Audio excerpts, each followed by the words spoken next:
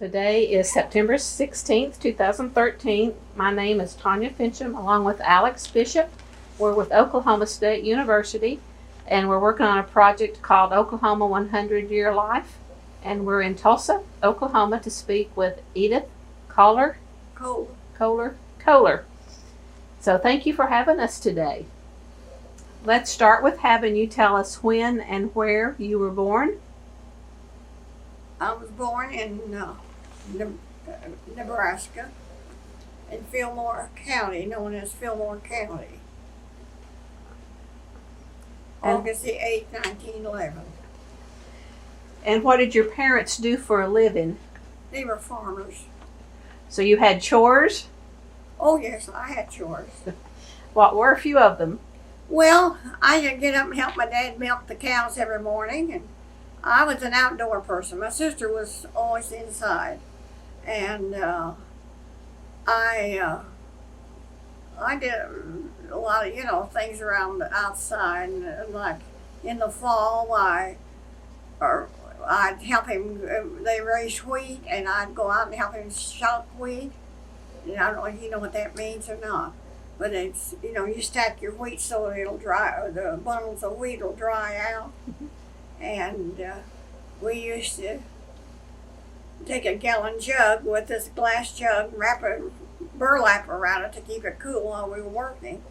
And the same way in the fall, I'd go with my dad to shuck wheat, not wheat, but corn.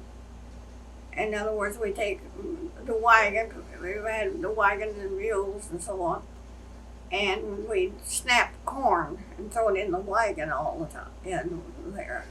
And that was one of the things but I was always doing something outside. I wasn't an indoor person. Did you go to a one-room schoolhouse? Oh yes. That was, I don't remember how many in there. It was 8 from 1st to 8th grade. And I didn't do too good with the teachers. In fact, I'm lucky I even got out of that school. But anyway, and I really didn't learn a lot. I mean, the teachers were, coming out of school, and they didn't teach us much of anything. I'm not kidding. What was the name of the school, do you remember? It was District 94. It was like I said, a one-room school, And how would you get there? Walk. I lived a half a mile from the school. I walked, whether it was rain, snow, sleet, whatever, every day. I didn't miss a day of school. One time I was coming back from school, and I saw this object up on the side of the bank there, and I thought, well, I'll go kick it and see what it is. Turned out to be a big bull snake. So I left it alone and went on. But I mean,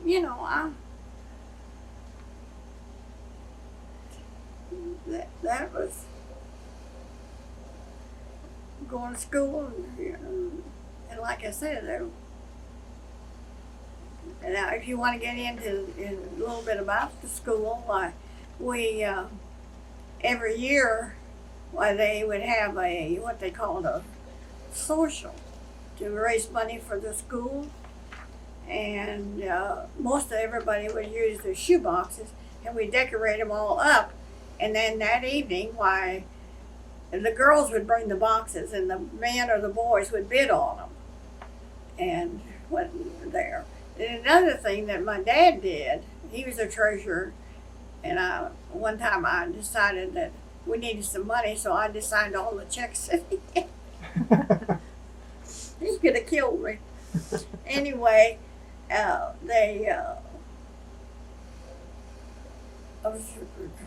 I started to say when I thought about that. Oh, anyway, every summer they would take up the desk and hold dances.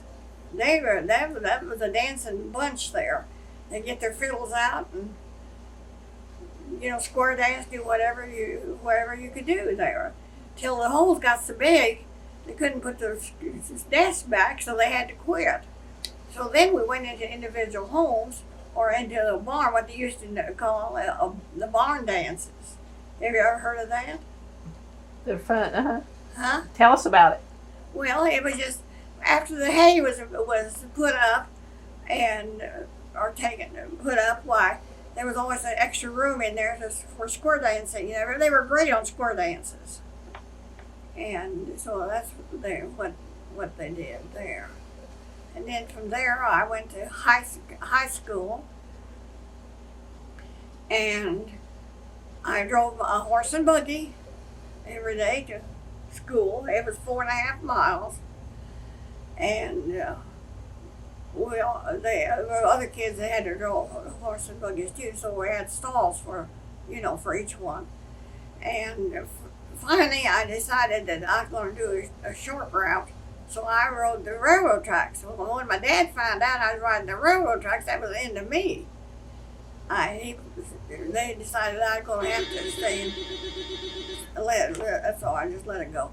I have to stay in town and work for somebody. So in those days, you could go into a home and you'd get your food or whatever, and sleep there. But you'd have to do laundry. You'd have to do whatever required to help keep the house up. And then, of course, after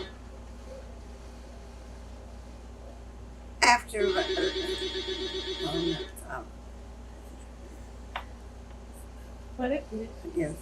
So then after I graduated from high school, there was only 2 choices for people, and that was either a teacher or a nurse. And so I went to, I decided I didn't want to be a teacher. So I got enrolled in nursing school. Well, that lasted about 6 months, and I didn't like that. So there was a new doctor that came into this town and opened up an office and wanted to know if I'd like to work for him. So I worked for him for a year. Do you want to hear all this? Sure. Keep going. You're doing good. About a year. And I decided that I want to go to Texas. So anyway, I go back to the girls. There was 9 of us that was in that one nursing class. And I told them, I said, you know what, I want to go to Texas. Anybody here want to go to Texas? Oh, yeah. I said, this gal Cannon. And she said, I'll go. Said, you get somebody to take us, I'll go with you. So I got out and scouted around in Lincoln. And I found this young fellow that had a car. And he said, as long as you put the gas in, well, I'll take you. Well, we got as far as Wichita, Kansas there. And they were having a walkathon there. Now, walkathon is where you dance, you never stop. And they pay you so much an hour, I forget what it was. The longer you stay, the more money you make. And that went on for about a week till the police department decided that wasn't ethical and they closed us down. So then her name is Cannon. So Cannon and I decided that we'd go on our own from there. So we hitchhiked to Dallas. We went through Dallas, and the first thing we got to the Texas line was I saw this big sign that says pork, pig. And in Texas, they were great for porks. They call them pig sandwiches, pork sandwiches. Boy, they were good. Well, then from there, I went into Houston. Well, both of us did, and I said, let's go to Corpus Christi. Okay, she's ready anytime I was, So we hitchhiked to Corpus Christi. And that was when there was about 36,000 people in that town. Of course, I don't know if you know what there's over, I guess a million now or something. But anyway, and we both got a job. And we stayed there, and that's where I met my husband. Was in Corpus, and I don't remember what year we got married. But anyway, we stayed there, and I had, he wanted to go back to Houston because he had 2 brothers in Houston. He didn't like Corpus. So we went back and spent a year in Houston. And that's where my oldest daughter is here, was born in Houston. And then finally I talked him back and going back into Corpus, and that's where we spent about 16 to 18 years in Corpus. And we had gift, we opened up a gift shops and several gift shops and so on. And we were on what is known as, have you ever been to Corpus? I have not, so. Have you? No. Yeah, do you know where Salina is? Oklahoma? Yeah, have you ever decided where Salina is? I've never. I still don't know where it's at. There's Salina, Kansas, but I don't know Yeah. about No, Oklahoma. Salina, Oklahoma. Anyway, we went back to Corpus, and we bought what is known as Sears Court there, and that was during World War II. We spent there a lot of time when they were building the naval base there, and business was good. And so I we owned several pieces of property and so on. And then I got a divorce. My oldest girl was 10, I think. And the other girl was about 8. And so I still had the gift shop in the course. And I got acquainted with a young man that was driving through and taking people from Iowa down to the Rio Grande Valley to sell fruit trees to. And he'd always bring his people by and let them see what they wanted, and they'd buy stuff and so on going down to the valley. So finally, after about 5 or 6 trips, he said, I've got a deal for you. He said, I've got some people in Oklahoma, in Muskogee, Oklahoma, that has a motel and a Sears Court and a restaurant, and they want to trade it for some property down here. He said, would you go and manage it? And I said, well, I got this gift shop. He said, well, we'll sell the gift shop. So we sold the gift shop. And I went to Muskogee. And that's when I learned about Muskogee. I thought, well, I want to see something about it before I move here. So I talked to the banker there, and he was a drunk. And he said, well, if you come in here with any money, you're sure not going to leave with anything. And I said, that's what you think. I know he was president of the bank there, and plus he was he owned the concrete place. And I learned right quick that was strictly a union town. I mean, it's strictly union. And you don't dare do anything. Even myself, an individual, I couldn't do anything if I didn't hire a union guy. So we went ahead and fixed up this motel, it was a trailer court, service station, a restaurant, and cabins. If you don't think that wasn't something. Anyway, I got it all put together, and we sold it in 2 years. And so then I bought a home in Muskogee, and I thought, well, there's not any money here. So I just moved on and said, I'm going to go to Tulsa. And that's the way I landed in Tulsa. And I had a Texas real estate license, and I got an Oklahoma real estate license and went selling real estate. And then from there I went into interior decorating and so on, and then I got married. And of course, you probably wonder about the Kolar, but I took my maiden name back, and then I made it was Kolar Ellis, actually, is what it should be. But I always have put it as Kolar. Anyway, that's the reason I'm in Tulsa, Oklahoma. What was the name of the hotel in Muskogee that you ran? Tomahawk. Tomahawk. And about what time period was that? Around what? In the 60s. In the 60s. The late 50s. See, I said in the early 60s. Was it hard hitchhiking as a female back in those early days? No? You weren't scared or, Well, there was the two of us. well, Yeah. that would make a difference. So we didn't bother us. And Let's back up and tell how your parents came to be in Nebraska. well, my parents were born in Nebraska. Their parents. My mother's parents came from England. My father's parents came from Prague, which is Czechoslovakia. And that's the way. I don't know very much about my mother's people. I had very little connection with them. It seemed like I had all my connection with my father's mother and my grandparents and so on. Were they farmers as well? They started out to be farmers, and then I think when my dad got married, well, they bought a home in this little town, and that's where they lived from then on. But Well, what happened to Cannon? she went back, and she got tired of it and went back back to Lincoln. Did she hitchhike back?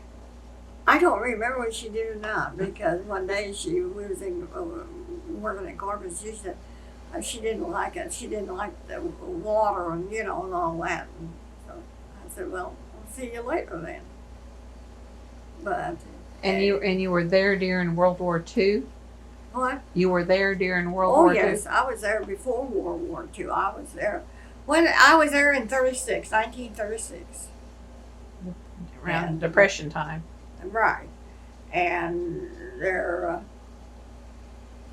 the highway went right up next to the Gulf, the water, the Gulf Stream, the Gulf of Mexico, and so I was there while they built T-heads out into the ocean, and I saw them build up, the new naval base, and I had several businesses going there because.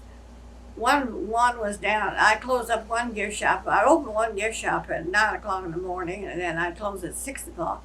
Then I had another one downtown where this man had leased an old dry goods store, and he put jukeboxes in there. That was a big thing then, with jukeboxes. And so he had a space, and he asked me if I'd like to rent it. I said yes. And all I sold to those boys, and those poor boys that come in there, they were sailors, and their uniforms I'll never forget. Some of them were so long they're still hanging over here, or they were too short. Those poor kids. It was something. But anyway, all I sold was pillows and a scarf of some kind. I forget what it was now. And we used to buy those things by the gross. And these boys would come in and fill out the envelope to mother, to sister, to to my girlfriend, And all night long, that's all I did, was sell these pillows to these guys. Well, finally, I gave that up, and because I had got my divorce by then. And that was still back in, back in Corpus Christi. Anyway, that's the way That's fine. that's the way I got to Oklahoma. Did you ever experience the Dust Bowl any? Yeah, I told you, didn't I tell you? The Blackwell? When was that? That was when we was hitchhiking. So it had to be in in the 30s. Tell us about it for the record. Huh? Tell us about it for the record. Right. Yeah, I said we were walking, and I saw this black cloud. I mean, it was black, rolling in. About that time, a man in a I think he had a pickup, asked us if we didn't want to ride, so we wouldn't be caught in this storm. Of course we did, and that's when he took us to his home, And we spent the night there. In fact, the matter was, they were real nice people. And that's when that dust rolled in, but it was raining also, and it was just mud balls falling. I never will forget that. That was when you were hitchhiking from Wichita down to Dallas. No, we hadn't got to, from Wichita, right, to Dallas. Now, I don't know why we got to Blackwell. I don't know that. Because it wasn't the direct route, I can tell you that. But anyway, as I said, that's because people are puzzled. Well, you lived in Nebraska and you wound up in Oklahoma, you know? Well, I went the long way around. I didn't go right to Oklahoma. So, I guess the better question is, what kept you here? well, I've been in the real estate business here. And, I came from Muskogee, selling real estate there, and then I started selling it here. And I could make some money in Tulsa. I couldn't make anything in Oklahoma. I mean, Muskogee, that's a bootleg town. If you're not bootlegging, you're not making any money. So, did this veteran tell you anything about that? No. Did the veteran ever say anything to you about the bootleggers? No. Did you ever meet any? Oh, yeah. Yeah. One time, one of their daughters came in and bought a leather jacket from me. I used to have a lot of Western clothes because they, for square dances and so on. Come in and bought this $50 leather jacket. Of course, the check was hot. Came back. And I knew that her dad was bootlegging right down the road here. And I called him and he said, just bring it here and I'll pay you right now. But, it was all over town that, there was, I was selling real estate with this, his name was Hayworth, Bill Hayworth. He married one of the Vandiver girls here. Vandiver dry store, ready to wear store. And he was a conniver. And but I worked with his brother John, and we used to sell real estate together. But Bill was in with the bootleggers, and he went and he was going to go around some of them because they were big time guys. They weren't some of this little bootlegger. And he thought he'd go around them. And he bought this house, and he was going to bootleg out of that house. Well, in a week that house blew up.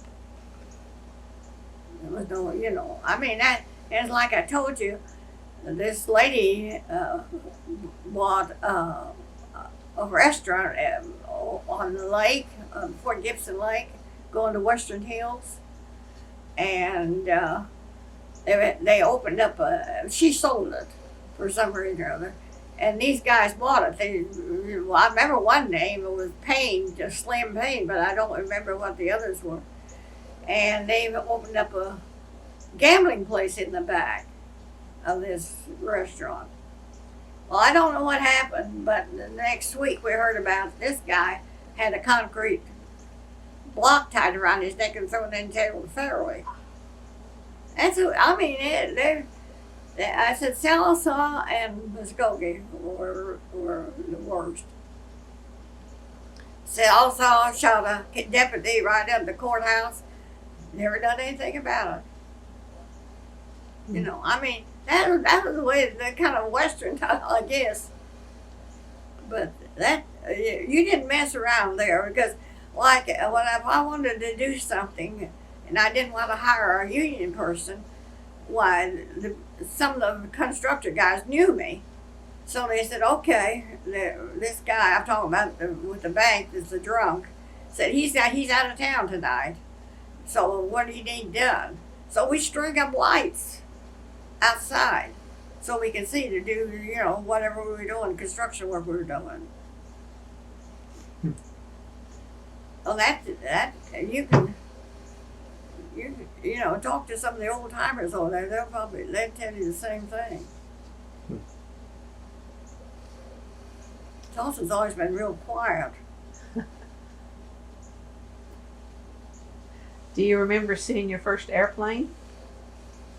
I rode in one, the first one, Braniff. I went from Corpus Christi to Brownsville. I was picking up some Mexican merchandise. And, I mean, there wasn't any, what do you call it, air, well, it wasn't air conditioner, compression, whatever it is, that, you know, what is it they have inside that? Compressed air? Probably. Whatever, huh? Mm-hmm. I think so. You guys don't need help. I Anyway, whatever it was, you flew from Corpus Christi to Brownsville in the first flight, and that was Braniff.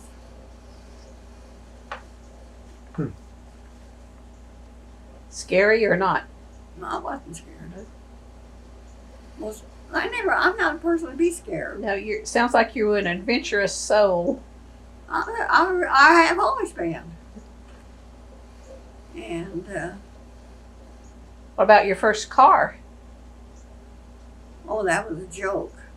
I didn't buy a car until I got to this Corpus, and I paid $100 for it. And I was opening up another shop. You follow me, I'm always doing something. And I was opening up another gift shop. Across, in Corpus Christi, we got what we call the Basco Bridge, and that is a big bridge that the incoming ships come in, down the channel, and I was about a block this side of it. And I said to this, because the fellow on this fellow, I don't know whether he's young or old or what. Anyway, I said, you want to go with me over here to the other gift shop? And got in the car, and he said, you've never driven a car, have you? I said, no. And that's all he said until we got over there at the other place. Well, we got over there across the bridge. But that was quite a challenge to get across that bridge. That was my first car. I had one car stolen during the war, and it wound up in New Mexico, on the border of New Mexico and Texas, and it was stripped down. And they brought it back to Corpus and put it all back together.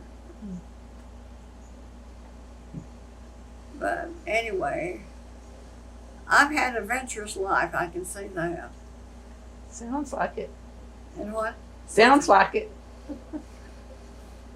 What about traveling out of the country? I've always traveled in the United States. I used to.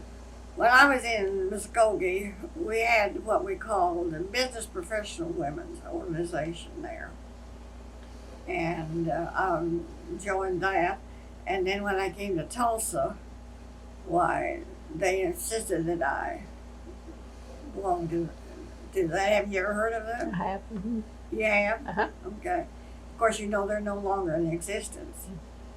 But anyway, after being in it for several years, I decided I'm going to travel. So what I did was I rented the trailway bus and take these people to, well, first trip was Las Vegas. We had a convention in Las Vegas. So I charged them just about what I thought it was going to cost, for the driver and the bus and everything. And went there. That was the first one. And of course, and I was, of course, the boss of the deal. And we went through the Hoover Dam and, the Painted Desert and the petrified wood. And so I always planned something for everybody so it would, make a nice trip. And then we went to Harvard, Connecticut, and went to Washington, D.C., and then I was there. I also went with a tour guide here. Her name was Frances Gentleman, and went into Mexico. We traveled through Mexico City and all, went through there for about 2 weeks. And Santa Fe and Albuquerque, I've been By Johnny Cash, you've been everywhere. I'm like Johnny Cash. I've been everywhere, right? I haven't been everywhere. My goal when I was younger was to do the coastline, but I got as far as New York, and that was as far as I got. But I've always been curious, you know, and travel. I've been a lot of places. So in the 60s, you were in Muskogee or In the Tulsa. 60s, I was in Corpus. in Let's see, was there or not? No, I'm during World War II there. And no, in the 60s, I was in Muskogee.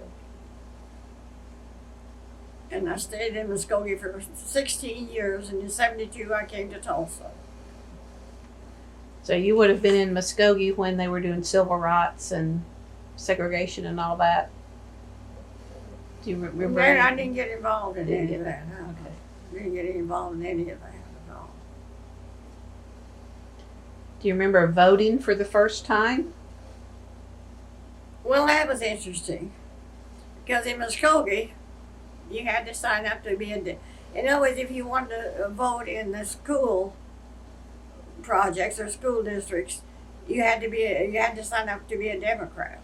Because if you were signed up to Republican, you only had the right to vote the national.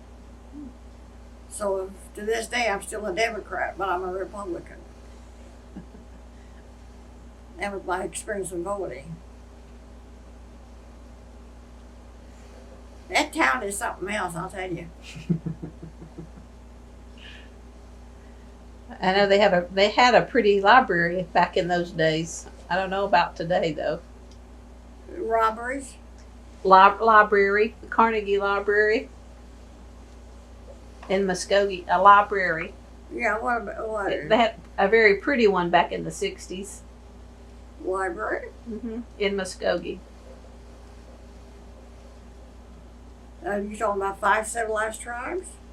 No, it was a public library. I don't remember any. Okay. I don't remember any library in there. You were too busy? I was too busy, but they had the 5 civilized tribes Okay. there, and Bacon College, and you know, those. That's when I got acquainted with the Indian people, the artists, and I've always been fascinated by the Indian artists and people and so on, and I've got a original in there in the living room by Bert Seabrook, and I just got through talking to my daughter because she has a book that he had autographed for me of all his different paintings that he had done, and so she's going to send it to me.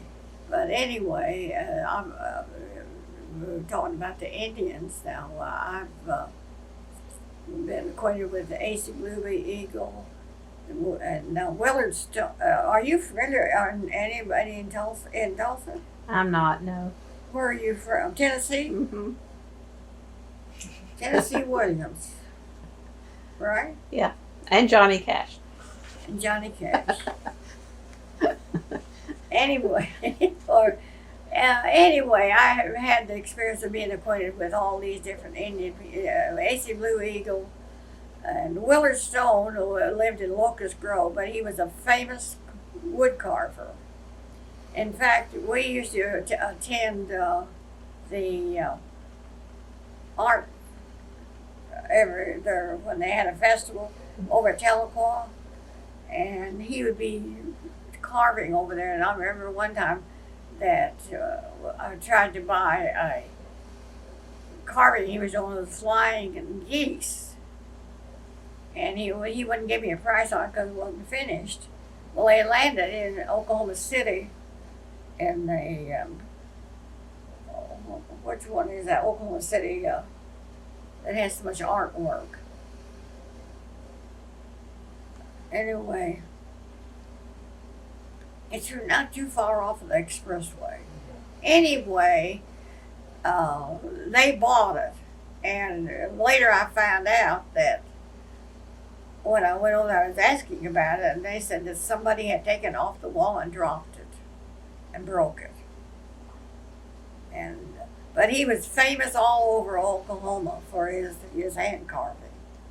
In fact, I've got a print of some of his work that he's done, and so on. But then there was there was A.C. Blue Eagle, was a famous artist that used to come into my gift shop, want to sell me his art for $5. And of course, I didn't have $5 in those days, but what he was looking for, yeah, they all like their whiskey, every one of them do, and they sell their art cheap, just to get some. But anyway, and then my daughter went to school with Jerome Tiger. Now, you're probably not familiar with any of these names. I recognize that name, Jerome Tiger. Jerome Tiger? Mm-hmm. Well, my daughter went to school, the same school that he did, and he'd sit there in school and sketch drawings all the time. That's all he ever did, she said. And so he'd throw in the wastebasket, and she picked up one of the drawing, or it was in a dance form, with these feathers and so on. And he signed it, and I had it framed for it, so I don't have any idea what it's worth, but it was original. But anyway, and then there was the Bacone College, mm-hmm. and that is where most of your Indian artists would go to study. And there was a lady just a block from me. Her name was Mattie Wheeler. She was Cherokee. And her brother lived just down the street from me. And he was an attorney. But she financed all these different Oklahoma artists. Now, Seabrook, I don't think he was in Oklahoma, but most of his work comes out of New Mexico. And but that was, I had an opportunity to meet all these Indian people and work with them, and it's always been very interesting. And then, of course, when I had my gift shop, which was an Indian gift shop here, not here, but Muskogee, I had Navajo, all kinds of Navajo rugs and different things, and I even met some of the Indians when I went back to New Mexico and Albuquerque and Santa Fe. Met some of the Indians there. They were weaving rugs. And then another time I had an experience when I was on our trip to Mexico City. And we stayed at Oaxaca.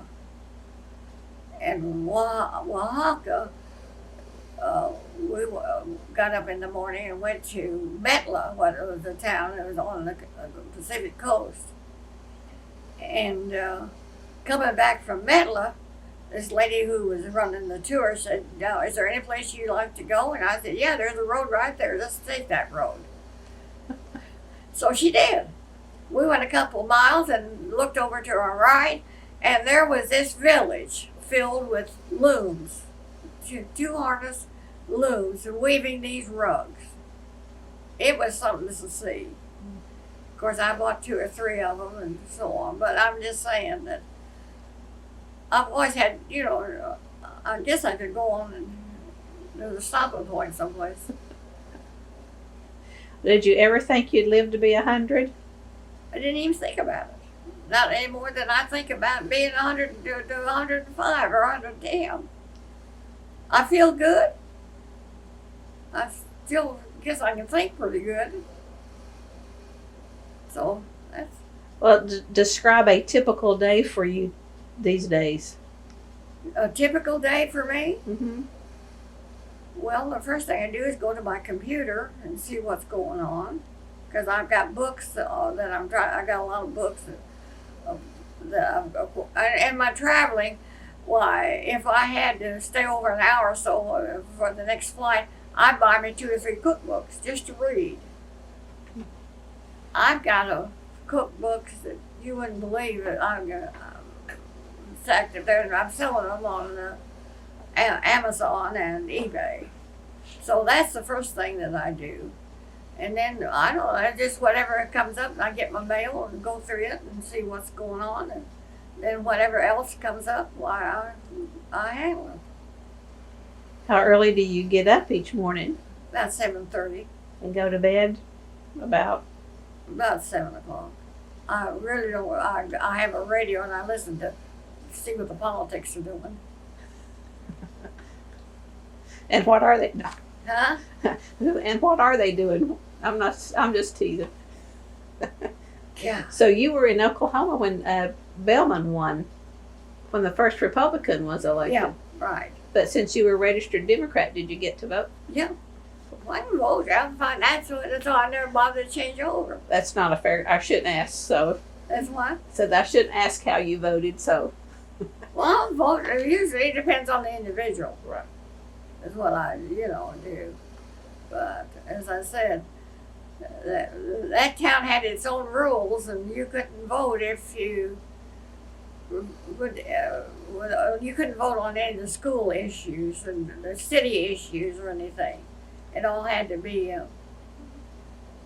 federal or whatever came up. So, but I've been.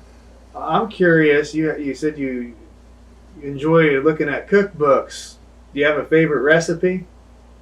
Not really.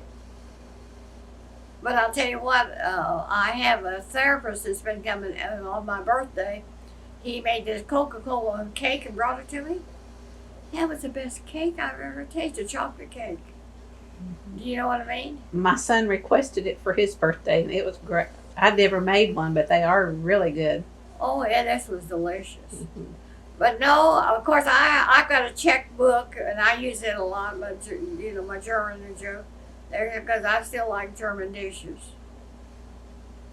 But as far as I haven't done much cooking like in the last year though, because it's kind of hard for me to see the measurements, when I'm cooking. What were holidays like when you were growing up? Like Christmas or 4th of July? Christmas is we'd go when I was growing up. We'd go out and cut a cedar branch somewhere because we had a lot of cedar trees around, and we'd decorate them and make popcorn. String it and like make strings of popcorn and such as that is what. Because then we had a little miniature candles, and I think you've probably seen those. I noticed them on the market last year. They got a little clip on the bottom, and we used to put those on. And as far as Christmas, there was not a lot of money spent on Christmas. I mean, as far as gifts are concerned. I remember that I always wanted a ukulele, and don't ask me why. Because I have but they bought me a ukulele for Christmas. I remember that one.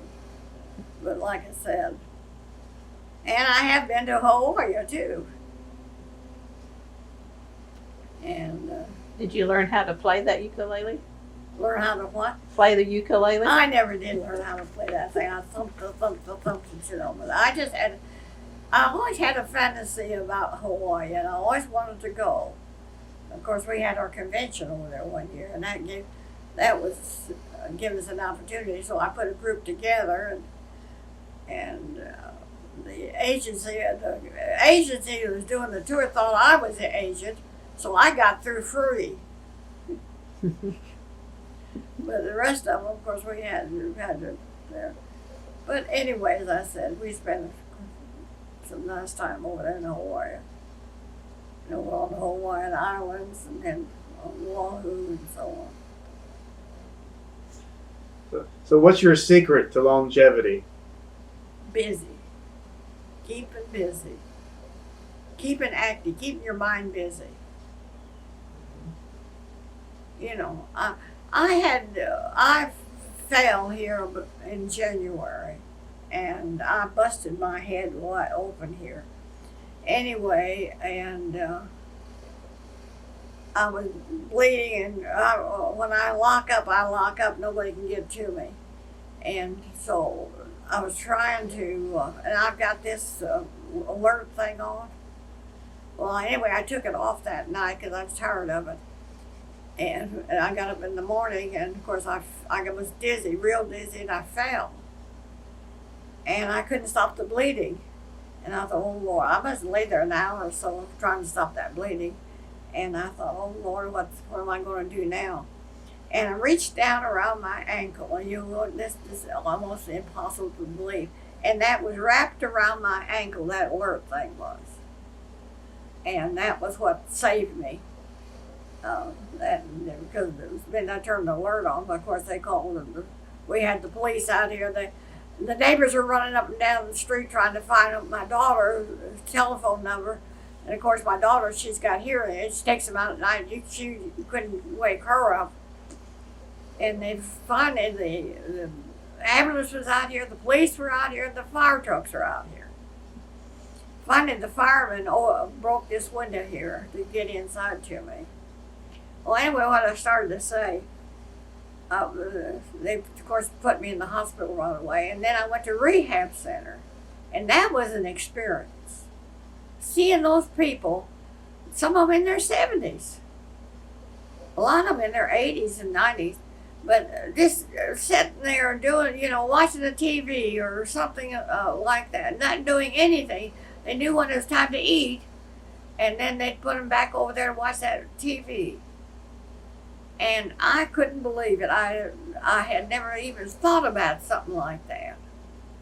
But that was an interesting experience to see those people. I mean, they're just embodied.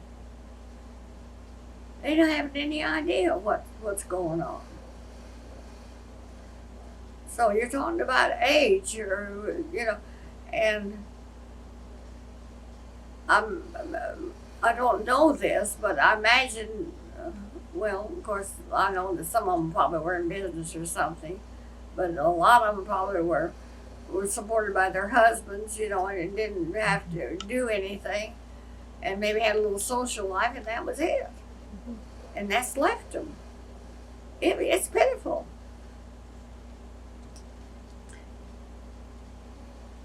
Do you have a philosophy you live by, or a motto?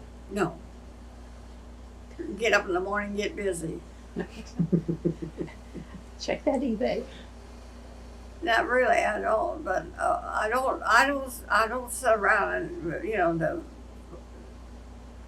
just to sit and watch the TV or something like that. Mm-hmm. I mean, I've got my reader over here.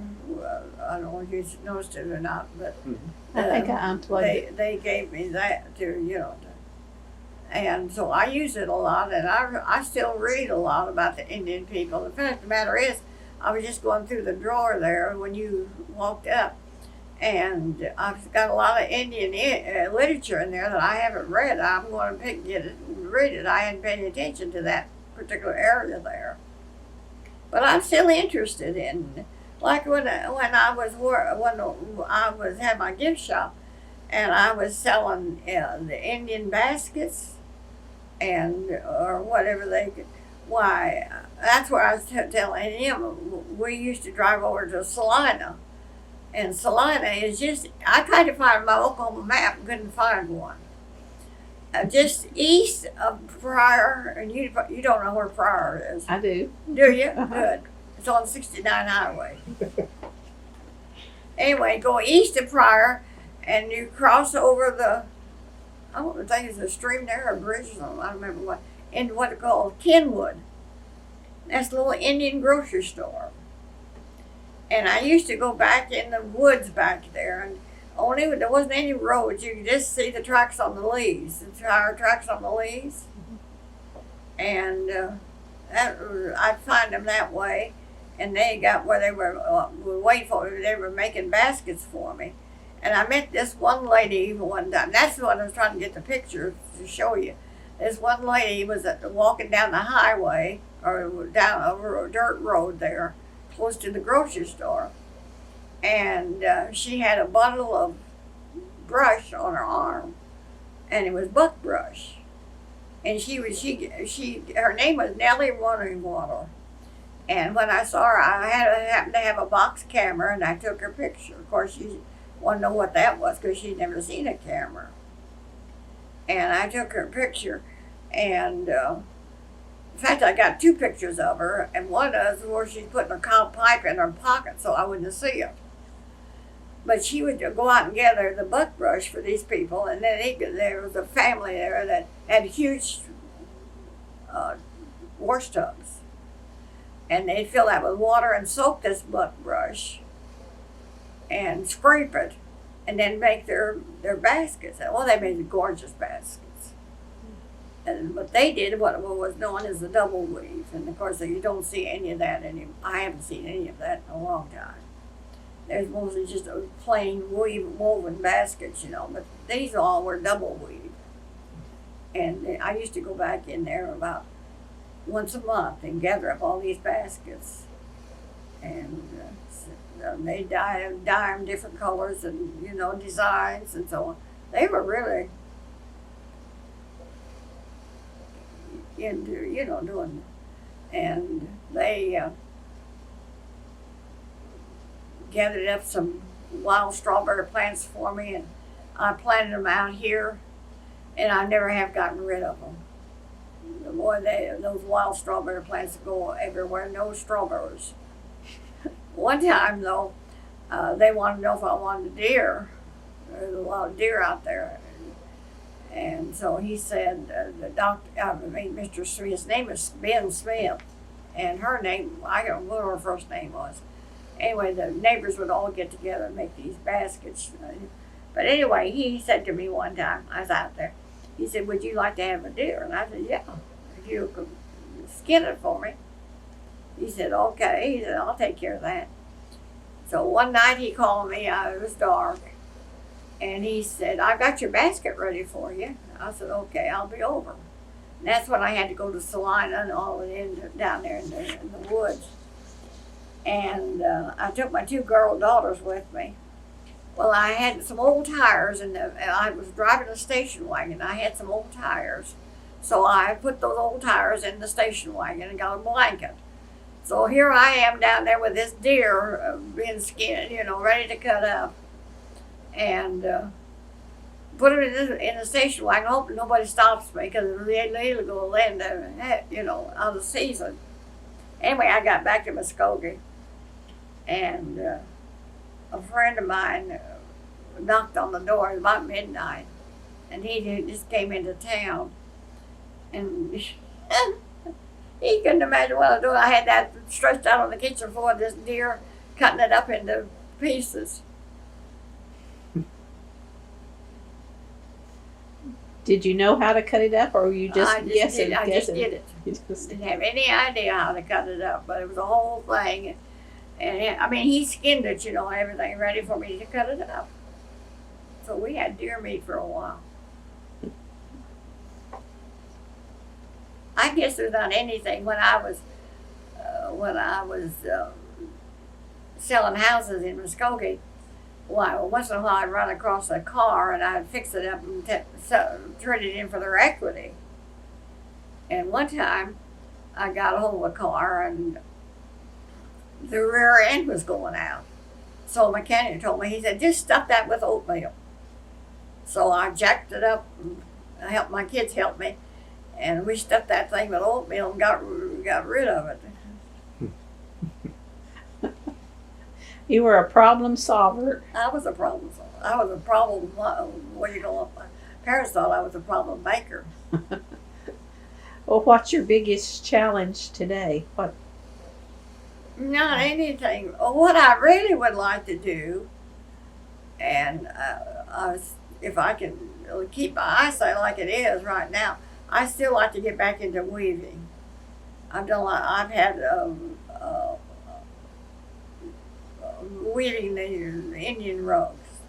I love the Indian rugs. But that's what I would like to do. I had a loom here about 6-7 years ago that I was weaving on, and it was all computerized. That was interesting. And I sold it to some man over in Oklahoma City. But that's really what I would like to do. I've got there because I've got all my information and everything, and and I still study on, different things. And so I'm thinking about maybe next year purchasing another one. When you finish your first rug, I'll come see it. Okay, that's fine. How important has religion or spirituality been in your life? Well, religion hasn't been very important to me. And it's a shame to say. I'm joined the Methodist Church over in Muskogee, St. Paul's Methodist Church, and that's just, we always, when I was a kid growing up, I was always in church, doing something. But when I got growing, why I did join the St. Paul's Methodist Church in Muskogee. But that's about as far as it's gotten. Yeah. Been thinking about it. I think I need to spend a little more time than what I've been spending. I figured your family, when you were a child, you probably went every Sunday, I would Oh assume. yes, right, Yeah. every Sunday, right. Yeah. But like I said, of course, my dad would drive us over to the church.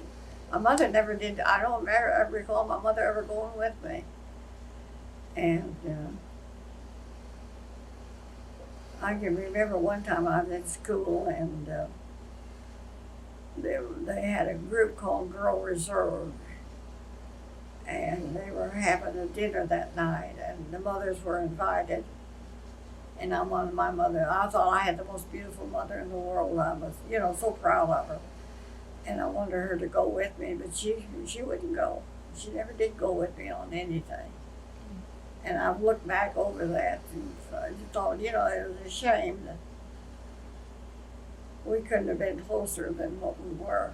And I think that's probably what put me out, working with my dad, though, so much as I did. Now, when history is written about you, what do you want it to say? Boy, she lived a life. What was that? I said, boy, she lived a life. From where we're sitting, you really have. Huh? You really have. Yeah, I've been, people say something about you. Now, I've never been overseas. Going over the water to Hawaii is as close as I've ever been to, But, because like I told my daughter, she likes to, there's some guy in Henrietta that has these tours every year. And they go overseas. I said, there's so many interesting places in the United States. Why don't you, think about going and touring some of the places in the United States? Because there's so many interesting places. Yes. And if I could see, I'd be traveling yet. But Just not hitchhiking. Just not hitchhiking. what? Just not hitchhiking. You wouldn't want to hitchhike today. No. No way. If you had a place you could visit, where would you go in the United States? I don't know because there's so many. I love Tulsa, here, Oklahoma. I love the history in Oklahoma. I love Texas. I lived down in the Rio Grande Valley for several years. And there's so much history between the two states that it'd be a toss-up to whichever there. I thought maybe you were going to say you go back to Hawaii and take that ukulele. Sure. That guy that was, what was his name? Take that ukulele and learn how to play it. Can you imagine a kid like 6-year-old wanting the ukulele? Well, we thank you for sharing your history with us today. Well, just a little bit of it, Thank you very much.